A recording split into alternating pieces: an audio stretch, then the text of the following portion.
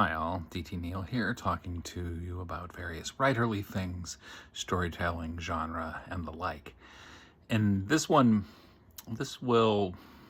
I think fellow writers can relate to this. We already know how hard it is to get anybody to read anything. We already know that's a big lift. And above that lift is somebody who likes something well enough to to give it a rating and or a review. That's like the goal. That's like the greatest thing when somebody will do that, and it's such a lift for people. And the one thing, and this is a very specific thing, but I'm going to mention it, where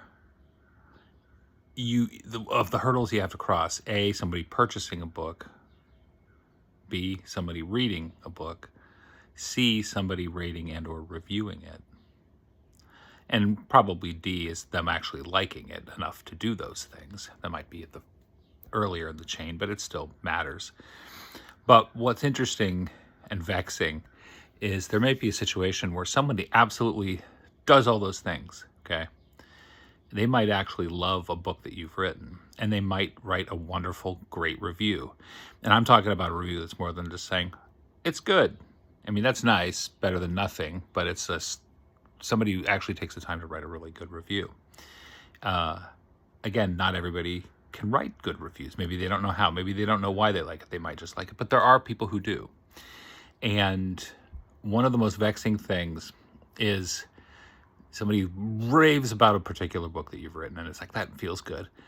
And then they don't read anything else of yours. Which is really like along the heap of everything else that one has to deal with as a writer, the many masochistic things that we have to endure. There's that perplexing thing where someone absolutely loves a particular book that you wrote, and one logically thinks, well, maybe they'll read some other books of mine and love them as well. If they had a good experience with one, maybe there's a reasonable expectation that they could find enjoyment in some other books that you've written. And then they never do. And like, part of it is maybe it's specific to a given book. Like a book might hit, for somebody who likes a particular type of story, and that's what they like to read. They like to read that. So if you write something that's not in that zone, they're like, nah, not really. That didn't really do it for me. But from my perspective, from a writer's perspective, it's like, well, I showed you a good time for XYZ. What about this one or this one or this one or this one? And I just think it's funny. Now there are writers, or there are readers who do become fans, and they like the way you write, how you write, what you write about, the stories, and they will stick with you, which is great. But I can never really get it in my head, like the folks who absolutely love a particular book, but then they do not visit anything else or read anything else that you have written. It's perplexing. And people can do what they want to do. I understand that. There are a whole pile of considerations that come into play with regard to what somebody actually decides to read. And I absolutely understand how fortunate one can feel if somebody really does enjoy a work and actually takes the time to write a review. That is top of the mountain. It is a big lift. I understand that. But then as one who continues to write, continues to work and create new worlds here, there, and everywhere, there's that sense of like,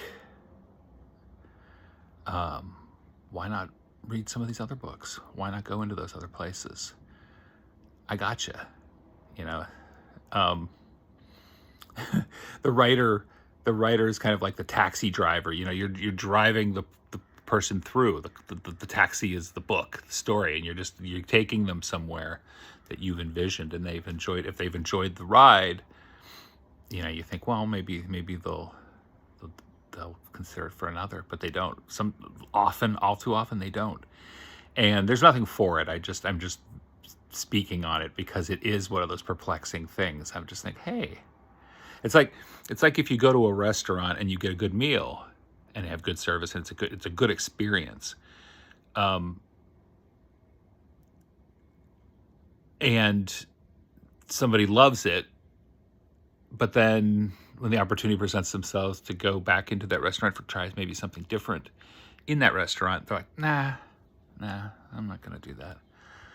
I'll just order takeout or something like that. They'll do something else and they won't re-engage with that. And I don't understand that. Because for me, in this world where so much is, the wheels are coming off in so many respects, if you actually have a writer who you really appreciate their work, stick with them. Read some new stuff by them. See if you like it. It's a humble ask, or maybe it's an arrogant ask. I don't know. Writers' egos, it's a thing. It's just like, I feel like, well, what about these other stories doesn't compel? If this one did, if these did, what's holding you back on those? And I know in this day and age, like having, entertainment dollars are precious, more so than ever, perhaps. But if you had a good time on this, then maybe try some of that other stuff, and you might also have a good time there as well. That's all.